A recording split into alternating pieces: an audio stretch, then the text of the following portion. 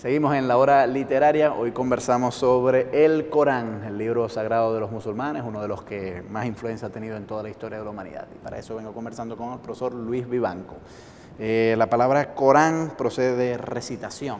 Sí. ¿Qué tanta recitación en el Corán? verbo... Sé que a diferencia, por ejemplo, de la Biblia, que tiene mucha narrativa y hay muchas historias en la Biblia, en el Corán no hay tantas historias, son más bien, a pesar de que sí hay algunas, pero incluso la forma en que se cuentan las historias son más como recitación en versos que la prosa de la Biblia, ¿no? Sí. Y que no tiene la misma estructura narrativa. Y además, cuando yo he leído el Corán, pues es como exhortaciones que en algún momento Mahoma hacía a la audiencia que lo tenía, pero no hay, digamos, como una secuencia, un flujo narrativo como si lo hay en otros textos.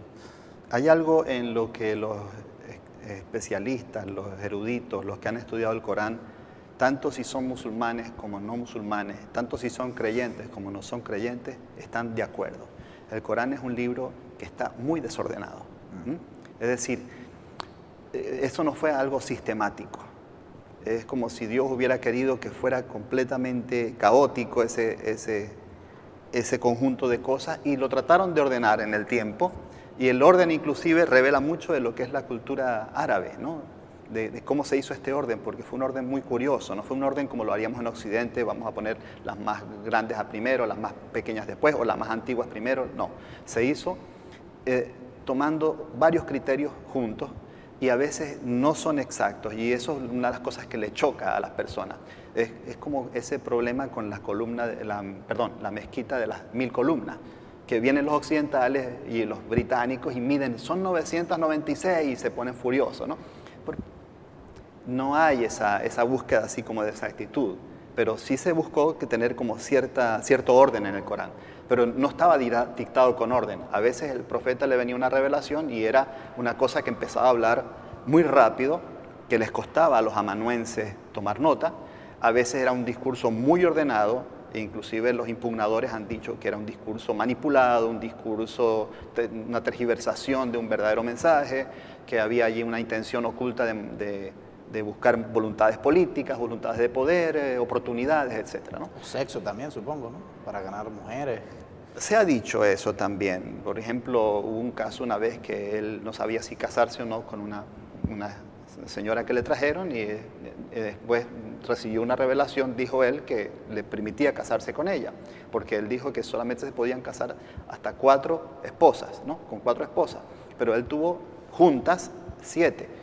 Entonces la esposa favorita le dijo una cosa que por cierto la cultura islámica lo ha retenido, lo ha conservado, y es que el Dios parece concederte muy gratamente, o sea, con mucha gracia, tu voluntad cuando la deseas, ¿no? Porque al final obtuvo la revelación de que sí se podía casar, ¿no? Entonces se ha acusado de eso, pero desde luego hay mucho más que eso, ¿no? Sí, claro. Hay discursos de política, vamos a decir, de leyes sobre todo, no deben hacer esto, deben hacer lo otro, muy parecidos a lo que hay en Levítico, ¿no? Y en Deuteronomio. Pero otras cosas son exhortaciones muy exclamativas, muy poéticas, inclusive llenas de emoción, llenas de sobrecogimiento. Se ve que el profeta, cuando las recibió y cuando las expresó, estaba muy alterado. Una doctrina central en el Islam es la de la ultratumba, el juicio final. Y cuando yo he leído partes del Corán, siempre he quedado cautivado por las descripciones tan vívidas que se hacen, sobre todo del infierno, de los castigos que esperan a los pecadores. ¿Por qué es tan presente eso ahí? Sí, hay como unas gradaciones. Hay 7 cielos y hay 7 infiernos. Cosa que, por cierto, supuestamente inspiró después a través de trasvases e intercambios con la cultura islámica y la cultura europea, mucho de lo que pone Dante Alighieri en la Divina Comedia, ¿no? Pero sí, hay 7 infiernos porque, vamos a decir, hay 7 categorías de pecadores que son terribles, pues, ¿no? No sé si corresponde exactamente, creo que no, a lo de los 7 pecados capitales. Creo que tiene otra categoría. Pero, por ejemplo, una de las peores partes del infierno, eso sé, es para los que asocian a Dios con otros seres, con otras figuras, es decir, los politeístas, entre los cuales estamos nosotros los cristianos por decir que es una Trinidad y que está Jesús y el Espíritu Santo como un mismo Dios, ¿no? Eso es asociacionismo para ellos, claro. Es politeísmo. En árabe se dice shirk. Y los mushrikin, o sea, los que hacen shirk, los que hacen asociación, tienen de las peores partes en el infierno. Es decir, que ese es el peor pecado que el Corán dice que se puede cometer. Es decir, Sí. una persona puede ser violador, asesino, genocida, pero nada de eso es tan grave como rezarle a un ídolo o asociar una sí. figura a Dios que no sea el concepto Asociar de una Dios. figura a Dios. Eso le he oído decir de algunos musulmanes, pero la verdad es que no me consta, no lo he leído, vamos a decir, en libros de teología musulmana, pero sí me dicen que que Dios perdona todos los pecados, pero el único pecado que no perdona es asociar a otro en su divinidad.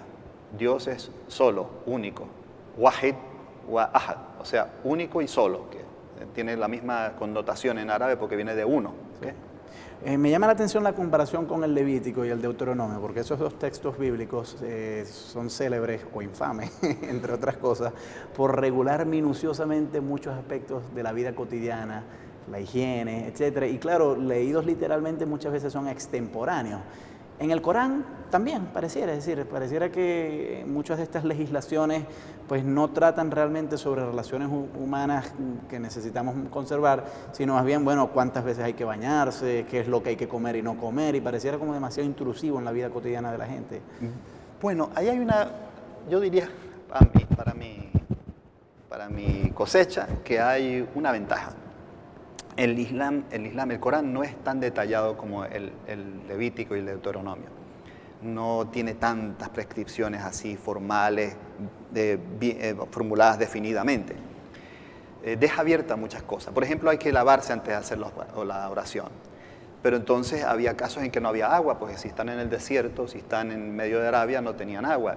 ¿Cómo se lavaban? Entonces, allí la tradición musulmana recurre a otra fuente que no es tan canónica como el Corán, no es una revelación de Dios, sino que es el ejemplo del profeta, que se llama el hadith. El hadith es los relatos, las experiencias, la vivencia del profeta. Y el profeta, por ejemplo, les dijo, si no tienen agua, usen arena limpia, arena que esté suelta, limpia, que esa la hay en el desierto en abundancia. Con eso se lavan bien las manos, se las restriegan bien y ya están como si estuvieran limpios, ¿no? Vamos a ir a hacer una pausa y al regreso seguimos conversando sobre el Corán. Hoy converso con el profesor Luis Vivanco. Ya regresamos.